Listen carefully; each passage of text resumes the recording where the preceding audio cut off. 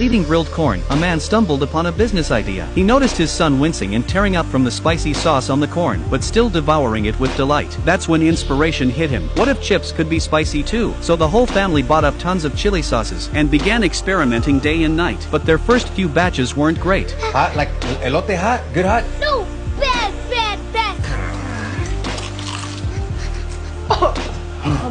bad.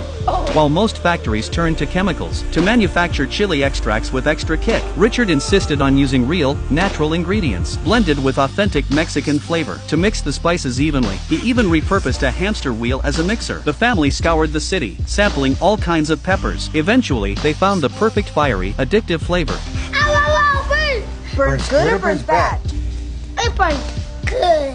Oh, we did it! Yes! Of course we did! Despite the success of the sauce, the executives didn't care. They were too busy laying people off. They mocked Richard, telling him to pitch his dream straight to the CEO. So Richard did exactly that. He picked up the phone and called the CEO. Thank you for taking my call. I have an idea that you need to hear. I'm listening. Okay, yes. I'm Mexican. I'm proud of it. And there's a lot of us in this country, and we spend money on snacks just like everybody else. We eat Doritos, but not before covering them suckers with tapatio. Like the more it burns, the more money we'll spend on it. So I thought, why don't I make my own spicy slurry? You made your own spicy slurry? Yeah, I did, and it's good. You can slather it on everything. Doritos, Fritos, popcorn, Cheetos. And the best part, sir, it is 100% Mexican approved. My family, my neighbors, they can't get enough. That's a lot of confidence there, Richard. Yes, sir. Look, if it's okay, I'd like to send you some samples, sir. Richard, that's more than okay with me. More than okay.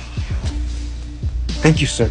To everyone's surprise, the CEO listened. He gave Richard an address to send samples. Richard and his wife mailed a huge box to Roger, the CEO. And when Roger took the first bite of a Flamin Hot Cheeto, he was instantly hooked. Before he could even wipe his fingers, he called Richard back, saying he was flying to the US to visit the factory. But chaos erupted among factory leaders. They were furious, trying to find out who contacted the CEO. When they discovered it was Richard, the manager publicly scolded him in front of the whole staff. He warned, if Roger rejected the idea and saw the plant's financial losses, he'd pull the plug. The factory would close, and everyone would lose their jobs. Richard began to doubt himself. He came home broken, but his wife never lost faith. She encouraged him, and together they practiced what to say. On the day of the CEO's visit, Richard wore his best suit.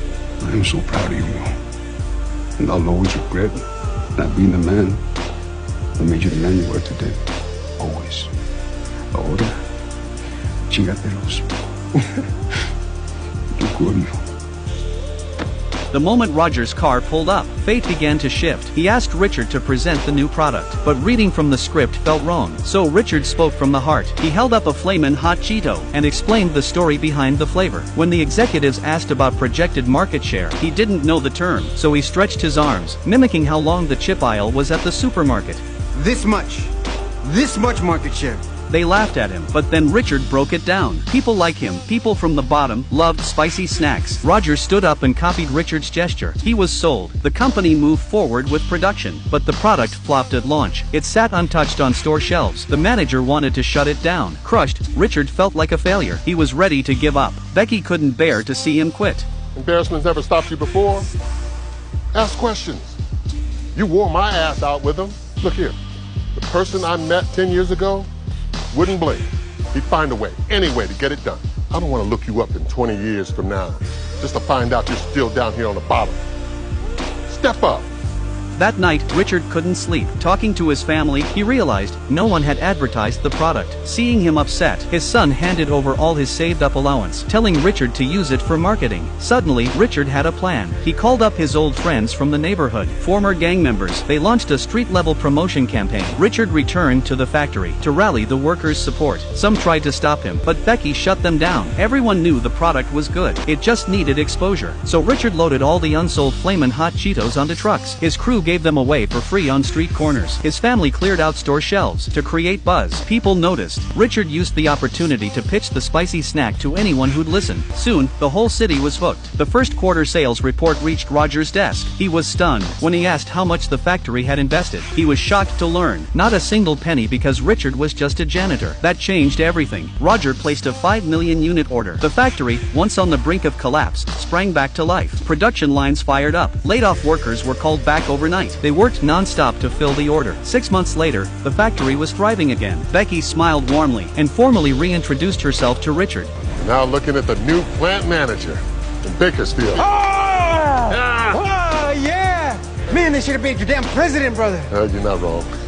He smiled back, but still felt like a janitor at heart. Until one day, as he cleaned the second floor, Roger was waiting at an office door. Roger slid a nameplate into place. Director of Marketing, Richard Montañez. The room burst into applause. Richard sat at his desk, took a deep breath, and called his wife. His dream had come true. He became an executive at PepsiCo and Frito-Lay. Flamin Hot Cheetos became a multi-billion-dollar brand, and his love story with his wife became the stuff of legend. They stood by each other for 48 years, still deeply in love. Behind every successful man is a woman who believed in him before anyone else did.